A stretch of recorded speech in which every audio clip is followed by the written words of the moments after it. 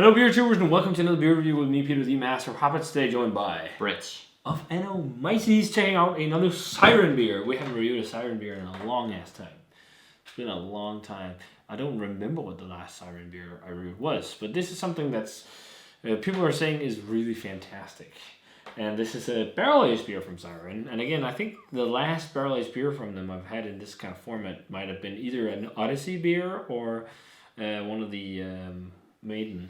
This one with some strange fruits or herbs. I can't remember the name. I think I reviewed in like Odyssey, a purple bottle, but I think I reviewed Odyssey 001. Yeah. And I didn't like it too much. I thought it was decent, but this one people were saying is nice. So this is Dark and Perilous Nights. The artwork on this is amazing. This looks great. This is made in collaboration with Wakefield, famous American brewery for making very hype barrel-aged beer, especially adjuncted beers. This has not got any adjuncts. This is what they call a barrel-aged imperial dark ale. yeah, Dark ale, when I hear that term, I don't know. I just did a quick Google search, to be honest, but I don't remember ever hearing dark ale as being listed as like a real style. No. Like, it's kind of like the Danish classic. It's not a real like certified style of beer. But then you think about styles of beers, and something like Witchwood Hobgoblin, that used to be called like a dark ale. So usually I think people was like it's a beer that falls in between like stout and brown ale and barley wine. Like it's often from what I remember in commercial example, it's not as strong as this, but they also call it imperial. So it's like kind of somewhere in between. Like it's like dark like a stout, but it doesn't have all the heavy roasts. It has a lot of the dark fruit, but it's not as like caramelly and sweet as like maybe a brown ale or barley wine. Again, so it's American breweries would probably call it a black barley wine or maybe American strong ale. Or American strong ale. I think that would be the catch-all term for something like this. It's just one of those like. But it's I don't know what it is. American strong ale. It's double barrel aged for 24 months. Yes. In Jim Beam and the Tennessee Dickel barrels. So Tennessee Dickel, actually quite big distilleries. Tennessee Dickel is new to me. I never heard of them. Okay. Well, until you mentioned it. Okay.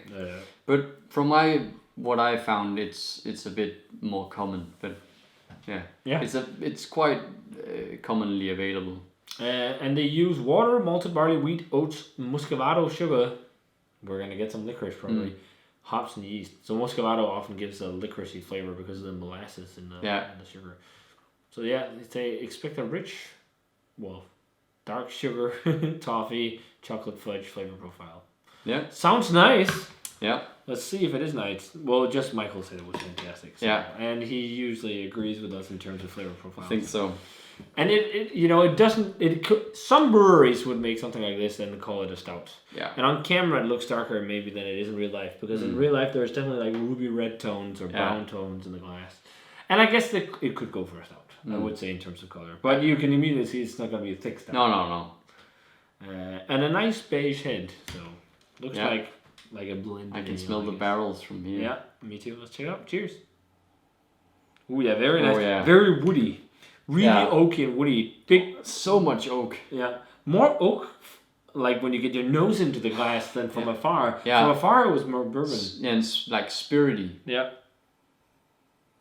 Oh yeah, like raisin and figs, and definitely muscovado plays in with like licorice. Just a touch, and then like that, like just blackstrap molasses kind of. Like 70% chocolate, like that, very unsweetened, like raw kind of. There's also a little bit of a fresh wood character. Yeah. The aroma fooled you. It is much sweeter than the aroma indicates. Man. Wow. Fuck. That's actually really good. So that is fucking amazing. Because that is one of those experiences where you expect one thing and get something completely different. Yeah, actually it is better. It's kind of like Endless Ending light. If you can say it like that. It's like a just slightly less intense version of Endless Ending. Like, whereas Endless Ending was like a bit more like just onrush, like your brain just almost like couldn't compute. Overloads. This is a bit more restrained, but not a bit less sweetness. Yeah, but let's just say, but also complexity. Yeah, and also like overall flavor intensity. But not in a bad way at all. No. This is fucking fantastic. This is already, I can say now, the best Siren beer I've had. Yeah, I think so. Absolutely. And one of the best beers, like dark beers I've had from the UK in quite some time. At least barrel aged. Yeah. Very fudgy barrel character, like caramel, toffee, the big vanilla, like all those like the candy bourbon things we talk about. And one of the big aspects of this, by the way, I've learned is not just because bourbon is sweeter, it's also because it's American oak. American oak is much more sweet in profile and vanilla-y than European oak.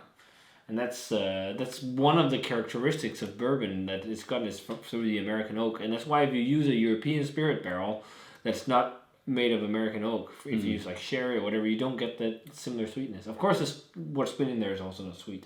But part of it as well is like just the different type of wood. Yeah. I thought that was really interesting. That was actually from a whiskey tasting. They were just going through like profiles of flavor that you get from wood and different types of wood and just the difference and just like the degree of toasting wood, how that impairs everything. Yeah. But I will say, as this is probably a bit like lighter in flavor, this one for me is a bit brighter than Endless Ending. So it's more like vanilla. It's not the same dense. It's like a denseness. Like a vanilla kind of brightness to it, more than like that heavy maple tobacco. But I think it has maple, but it's a lighter maple. Yeah, it's like it is. But to me, maybe more like caramel, like. Because maple is so intense, like really intense, whereas caramel is a bit more, Well, fake maple is really intense. Yeah. Real maple isn't really fucking intense. Yeah. It's soft. Yeah. Actually. Yeah. If you drink. I guess it also depends on the maple, because there are quite a few different kinds of maple, but yeah, I get what you mean. And the interesting thing is like Muscovado is there in terms of it has a little bit of that molasses, slightly umami thing, but it's not too much. Like which is nice, because sometimes if you do loads of Muscovado sugar, you get loads of like licorice. It doesn't go umami, crazily, and it into just that. has a nuance of it. Big vanilla, big cherry oak, as we talked about. It definitely also has some dark fruit, like what do you expect from this kind of beer. And this one doesn't go into that like really long aftertaste of intense like hazelnut and tobacco. It fades really quickly. It's like this one is a bit more drinkable and gone. Like I'm not like it's not lingering as long. No. But it's also not as thick a liquid, so it's not going to stick to your palate. No, but it's still like a very velvety, creamy. I'd say mouthfeel is like velvety slick. It still leaves a sticky gloss on your lips, just like the other one. It's still a very good mouthfeel but it's being barrel aged for 24 months. Yeah, I completely agree. But it's quite fun because it is very much like a Endless Ending light. Junior. Yeah. Endless Ending Gun Junior. But still phenomenal. Yeah. That's still quite a compliment.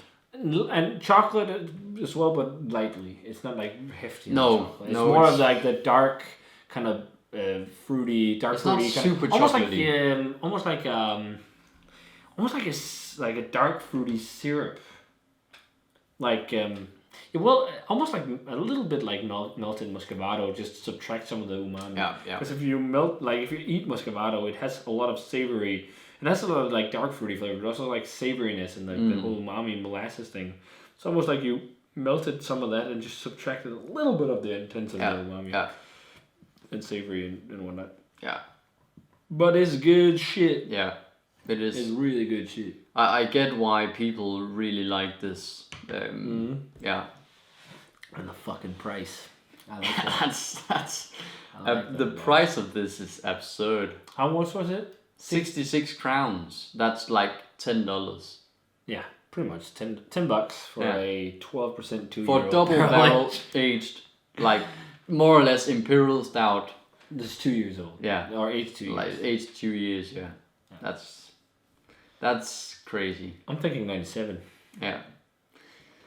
It's just a few notches below because the depth. It is a few notches because below. The depth of complexity of Endless Ending was just like. I don't want to say it was kind of miles ahead almost. Like it was just such a big like an extra level. Yeah, let's just say that like extra level of world class. Yeah, it's still this is still world class beer, but it was just like because it just has like just so much more depth and everything. But it's still just a bit more complexity and depth. Yeah. Again, best Siren beer I've had. Yeah. And probably the best barrel-aged beer I've had from the UK. At least in a long... I don't know what barrel-aged UK beer tops this. I can't really remember. I mean, like maybe like, some of the yellow bellies and stuff like that, but we haven't had those in a long time. And I think I've gravitated back towards more stuff like this than barrel-aged adjunct beers.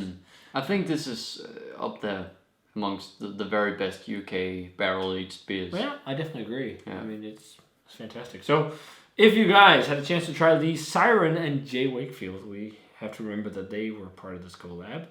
If you had a chance to try their Dark and Perilous Nights Imperial Barrel-Aged Dark Ale, let us know what you thought of it. Get this one while it's still around, because I have a feeling that this is going to go quickly, especially at the price.